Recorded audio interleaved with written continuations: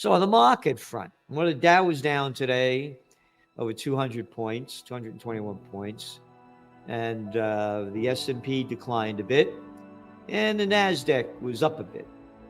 So investors worry over regional banks. Yeah, they once again flared up. Yeah, that PacWest lost 22%. No, wait a minute. Jamie Dimon says it's over. There's nothing to worry about. Everything is cool. And they had the producer price indexes came out. The number increased just 0.2%. And that's pretty, you know, that's not much. And so it's coming down.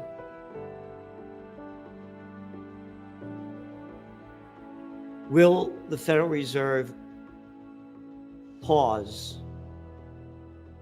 their interest rates when they meet in mid-June? That's the guess on the street, and we're going to tell you where it's going. But Eurozone inflation rising. Yep, surged to 7% in April. 7%. Consumer prices rose 6.9% in March. So you see where it's going and how it's hurting the people.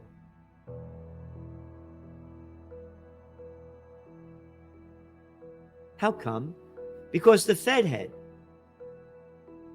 The economy is strong and blah, blah, blah, blah. No, it's not that strong.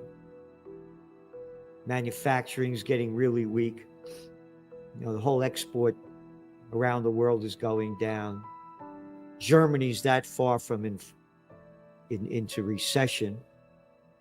The whole thing is slowing down globally. Protests going on all over the world.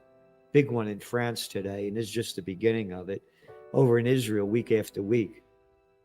No, this thing's going down big and hard. We're mentioning this because they also raised interest rates over there in the EU. It's still low compared to inflation, but they're way higher than the negative that they used to have. So the higher interest rates go, the deeper the economy falls. UK food prices skyrocketed. British households have been hit with a record jump in food prices. 17.8% increase in April. But don't worry about it because the UK is doing all they can to help win the Ukraine war. So all you people of Slavelandia in the UK, don't you worry about it.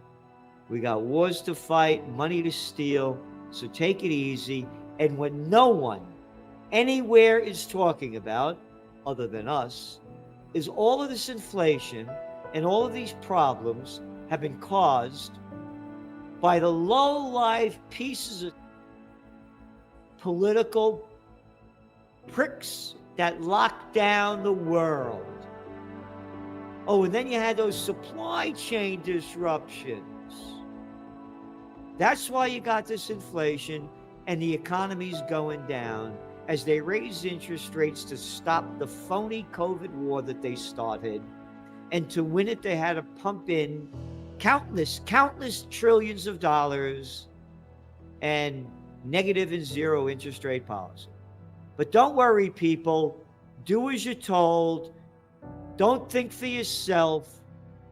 Be a little parrot and follow what they tell you to do, like all the up here in Kingston, New York, and everywhere else, all around towns.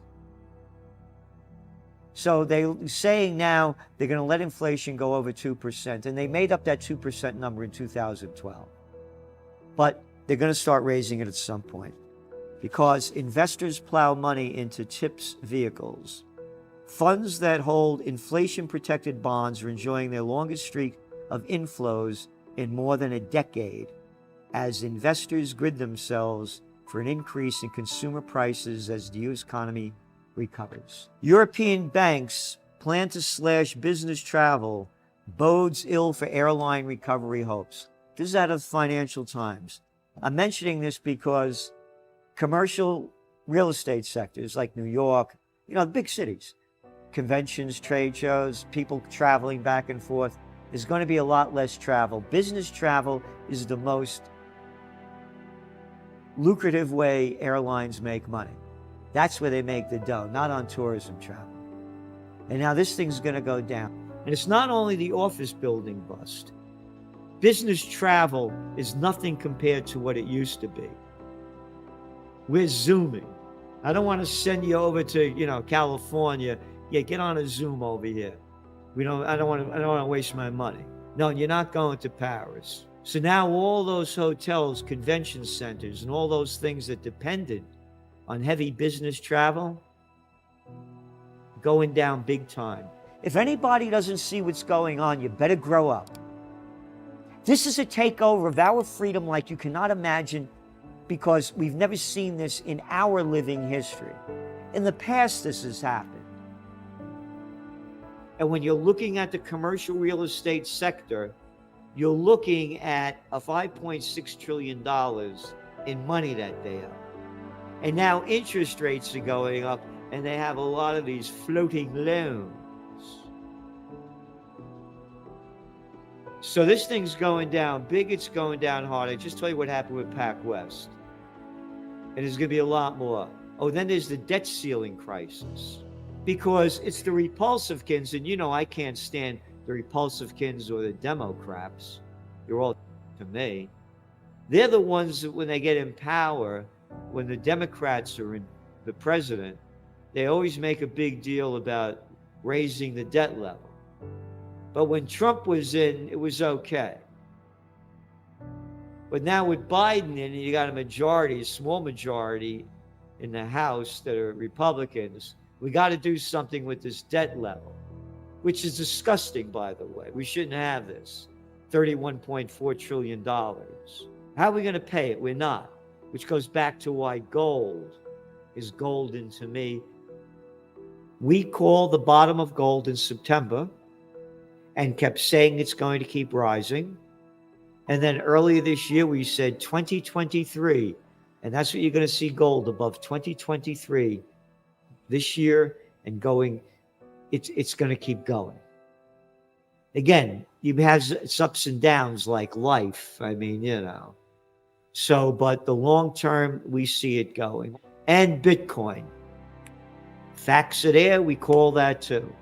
We said if Bitcoin stabilizes at $15,000, $17,000 range, the next hit it's going to be $25,000 and above. And here it is now at 30. To us, gold is the number one safe haven asset. When gold went down into the 1600s a few months ago, we said this is the bottom. It's going up from now. And now it's been hitting, several month highs. Again, when they go digital, gold is going to go through the roof, because that's going to be the only real currency that's going to be accepted to pay, to transfer, because they're going to do away with all the paper money.